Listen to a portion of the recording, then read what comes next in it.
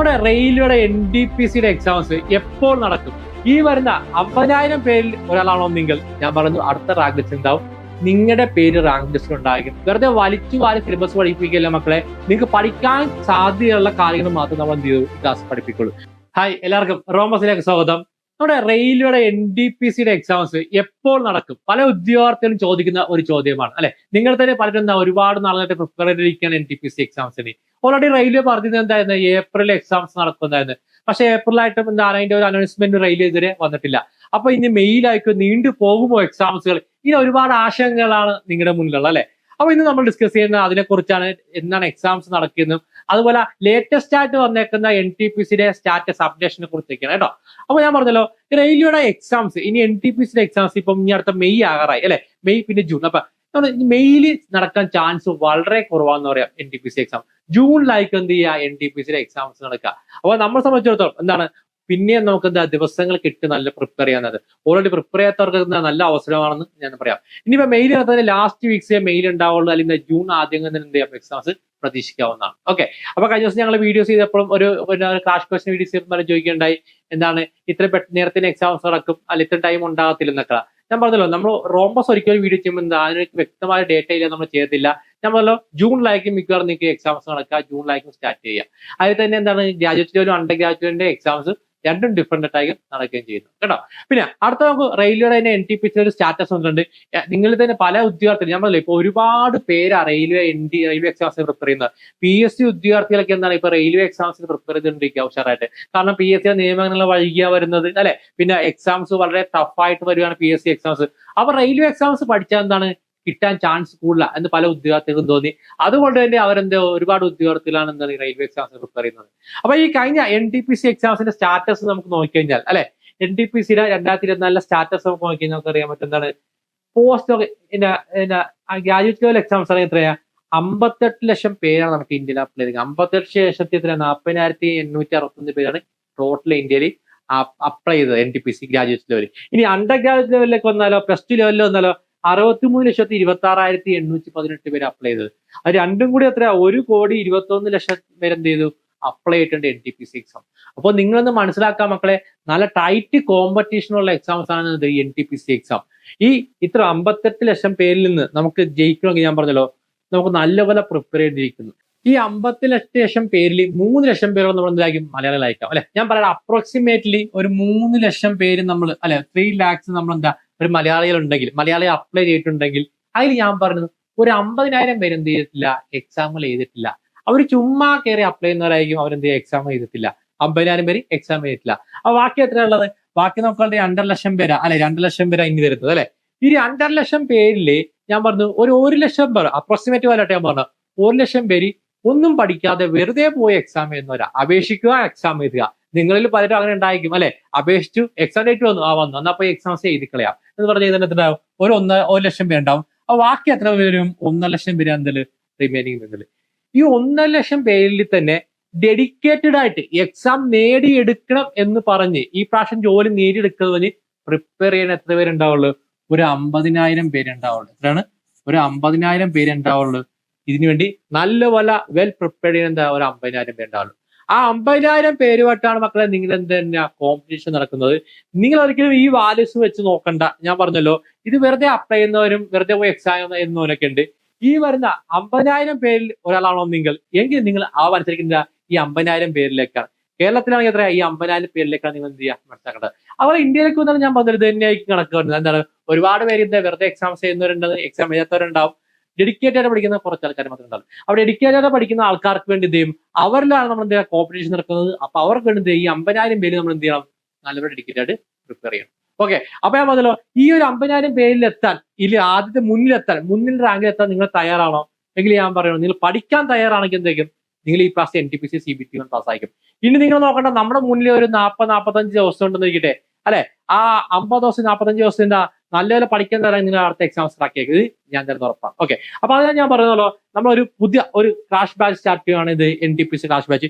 ഇതുവരെ പഠിച്ച് കഴിയാത്തവരും ഇതുവരെ പഠിച്ചിട്ട് എവിടെ എത്തിയിട്ടില്ലെന്ന് തോന്നുന്നവരും, ഞങ്ങൾക്കറിയാം പല ഉദ്യോഗത്തിലും പലയിടത്തും ജോയിൻ ചെയ്തിട്ട് ഞങ്ങൾ പറയാറുണ്ട്, എനിക്ക് ജോയിൻ ചെയ്യണം എന്നൊക്കെ പറഞ്ഞ് അറിയാൻ വൈകിപ്പോയി എന്നൊക്കെ പറഞ്ഞ് പല കാര്യങ്ങളും പറയാറുണ്ട് അല്ലെ.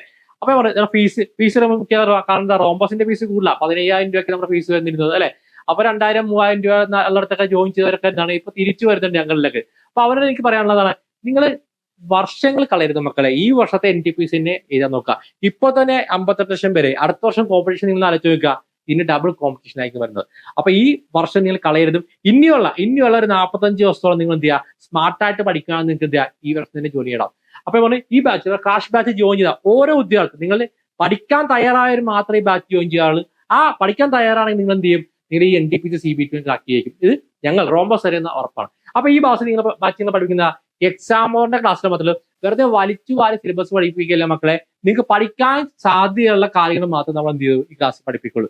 അതിലിപ്പോ മാത്സിനൊക്കെ പറഞ്ഞാൽ ഓപ്ഷൻ എലിമിനേഷൻ മെത്തേഡ് പഠിക്കുന്നതായിരിക്കും. പിന്നെ നമ്മൾ ലൈവ് സെഷൻസിലൊക്കെ നമുക്ക് എന്തായിരിക്കും പറയണത്, നിങ്ങൾക്ക് ഓരോ ടോപ്പിക് ചെയ്യുമ്പോൾ നിങ്ങൾക്ക് PYQ ക്വസ്റ്റ്യൻസ് ഉണ്ടാവും, ലേറ്റസ്റ്റ് ചെയ്യുന്ന എക്സാംസിന്റെ ക്വസ്റ്റ്യൻസ് ഉണ്ടാവും. അത് അനലൈസ് ചെയ്തിട്ടുണ്ട് പൾസ്, അതായത് നമ്മുടെ റെയിൽവേയുടെ ലേറ്റസ്റ്റ് പൾസ് അനുസരിച്ചുള്ള ക്ലാസ്സുകളായിരിക്കും ഇതിൽ വരുന്നത് കേട്ടോ. പിന്നെ അഡ്വാൻസ്ഡ് മാത്സിന് സ്പെഷ്യൽ ക്ലാസ് ഉണ്ടായിരിക്കും. പിന്നെ ഏറ്റവും പുതിയ പാറ്റേൺ അനുസരിച്ചുള്ള 30 മോക്ക് ടെസ്റ്റുകൾ നിങ്ങൾക്ക് ഈ ബാച്ചിൽ ഉണ്ടായിരിക്കുന്നതാണ്.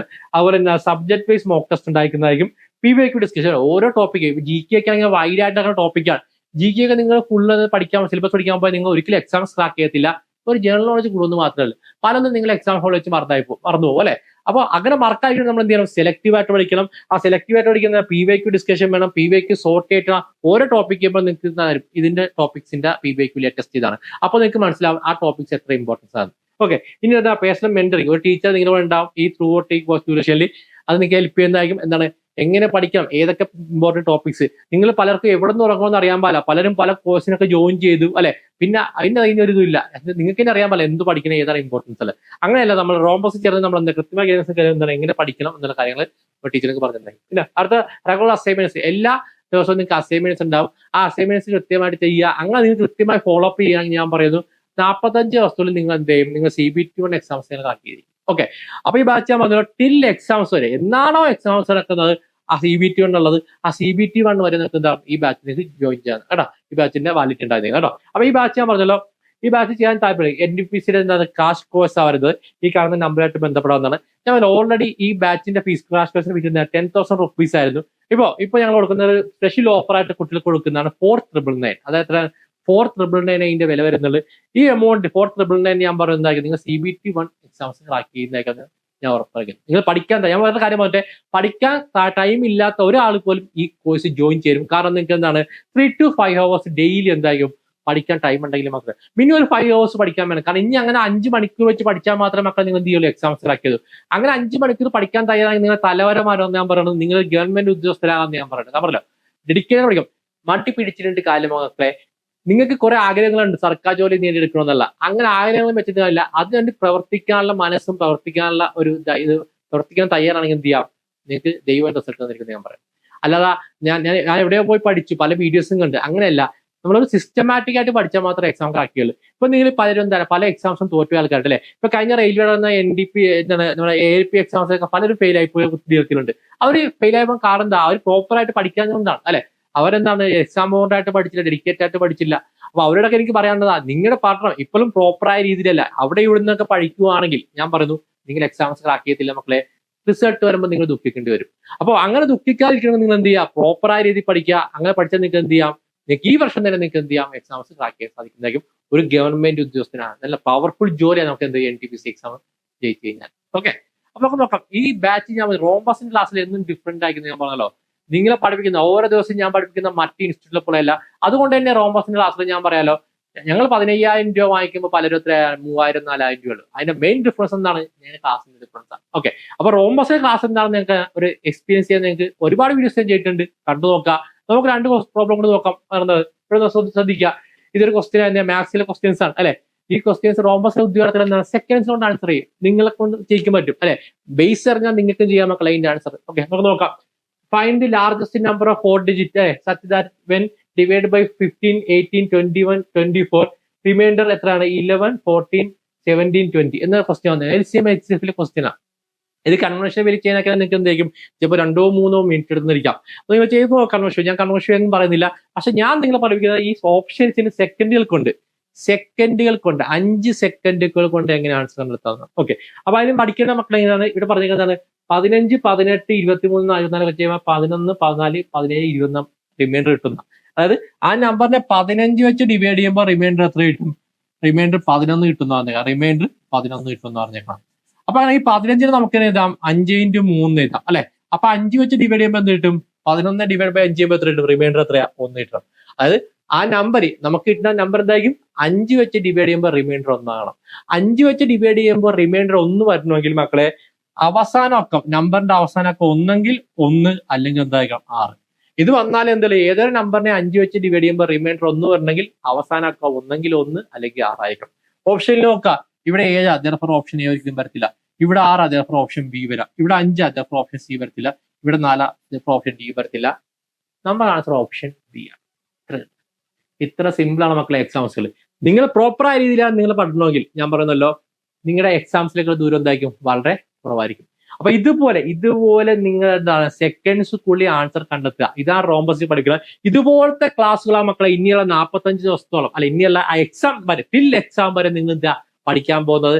അങ്ങനെ പഠിച്ച് ഒരു സർക്കാർ ജോലി വാങ്ങാൻ താല്പര്യമുള്ള എന്ത് ചെയ്യാം? നമ്മുടെ ബാച്ചിൽ ജോയിൻ ചെയ്യണം. ഞാൻ പറഞ്ഞോ, നിങ്ങളിപ്പോ വേറെ എവിടെ ജോയിൻ ചെയ്താലും നിങ്ങൾ അവിടെ തൃപ്തരല്ല, നിങ്ങൾക്ക് അവിടെ പഠിച്ച കിട്ടില്ലെന്ന് തോന്നിയിട്ടുണ്ടെങ്കിൽ അപ്പൊ തന്നെ നമ്മൾ എന്ത് ചെയ്യുക? സ്റ്റാൻഡ് മാറ്റുക. അവിടെ തൂങ്ങി നിൽക്കരുതും. കാരണം എന്താണ്, നമ്മുടെ ടൈമാണ് പോകുന്നത്. ടൈം തിരിച്ചു കിട്ടത്തില്ല മക്കളെ. അടുത്ത വർഷത്തേക്ക് മാറ്റിവെക്കാൻ നമുക്ക് എന്ത് ചെയ്യാൻ സമയമില്ല. അപ്പോ നിങ്ങൾ പ്രോപ്പറായ രീതിയിലാണ് നിങ്ങൾ എന്ത് ചെയ്യുക? ആ രീതി തന്നെ പഠിച്ചു തുടങ്ങുക. ഇനി നിങ്ങൾ പഠനം പ്രോപ്പർ അല്ല, നിങ്ങൾ പഠന രീതി ശരിയല്ല, ഞാൻ ഇങ്ങനെ പഠിച്ചാൽ കിട്ടില്ല എന്ന് തോന്നുവാണെങ്കിൽ എന്ത് ചെയ്യുക? തീർച്ചയായിട്ടും ഈ ബാച്ച് ജോയിൻ ചെയ്യുന്നതാണ്. ഞാൻ പറയുന്നത് അടുത്ത റാങ്ക് ലിസ്റ്റ് ഉണ്ടാവും, നിങ്ങളുടെ പേര് റാങ്ക് ലിസ്റ്റിൽ ഉണ്ടായിരിക്കും. അത് ഞാൻ തരുന്ന ഉറപ്പായിരിക്കും. അപ്പൊ ഒന്നുകൂടി പറയാണ്, നമ്മുടെ പുതിയ ബാച്ച് ജോയിൻ ചെയ്യാൻ താല്പര്യം ഈ കാണുന്ന നമ്പറായിട്ട് ബന്ധപ്പെടുക. 10,000 രൂപയുടെ കോഴ്സാണ് നിങ്ങൾക്ക് എത്ര കിട്ടുന്നത്? 4,999 കിട്ടുന്നത്. നിങ്ങൾ എന്തായിരിക്കും എക്സാമാണ് ക്ലാസ് ചെയ്യുന്നത്. അത് ഞങ്ങൾ ഉറപ്പാണ്. പിന്നെ മറ്റൊരു കാര്യം പറഞ്ഞിട്ട്, നമ്മളൊരു പുതിയൊരു വാട്സപ്പ് ഗ്രൂപ്പ് കൂടി നമ്മൾ സ്റ്റാർട്ട് ചെയ്യുന്നുണ്ട്, NTPC ക്ലബ് എന്ന് പറഞ്ഞ്. ഇത് നമ്മൾ പറഞ്ഞല്ലോ, ലേറ്റസ്റ്റ് കാണുന്ന നിങ്ങൾക്ക് പറഞ്ഞ ALP അതുപോലെ എന്താണ് JE പിന്നെ RPFന്റെ ക്വസ്റ്റ്യൻസ് നിങ്ങൾക്ക് വേണമെങ്കിൽ ആ ഗ്രൂപ്പിൽ കിട്ടുന്ന കേട്ടോ. അപ്പൊ ആ ഗ്രൂപ്പിൽ ജോയിൻ ചെയ്യാൻ താല്പര്യം ജോയിൻ ചെയ്യുന്ന ഇതൊരു സ്റ്റഡി ഗ്രൂപ്പ് ആയിരിക്കും. ഇനിയുള്ള ദിവസങ്ങളിൽ നമുക്ക് പ്രോപ്പറായിട്ട് പഠിക്കാൻ വേണ്ടിയുള്ള ഒരു ഗ്രൂപ്പ് ആയിരിക്കും, സ്റ്റഡി ഗ്രൂപ്പ് ആയിരിക്കും. അപ്പൊ അതിന്റെ ലിങ്ക് ഞാൻ താഴെ കൊടുത്തേക്കാം കേട്ടോ. ആ ഗ്രൂപ്പിൽ ജോയിൻ ചെയ്യുന്നതാണ്. അപ്പൊ മക്കളെ സമയം കളയരുത്. ഇനിയുള്ള ദിവസങ്ങൾ പ്രോപ്പറായിട്ട് പഠിക്കുക. ഇനി പഠിക്കേണ്ട ദിവസങ്ങളാണ്, എക്സാം ഡേറ്റ് അടുത്ത് വരുന്നു. അപ്പൊ ഇനിയുള്ള ദിവസങ്ങളിലാണ് നിങ്ങളുടെ ഭാവി നിർണ്ണയിക്കുന്നത് അല്ലെ. അപ്പൊ നല്ല പഠിക്കുക. All the best.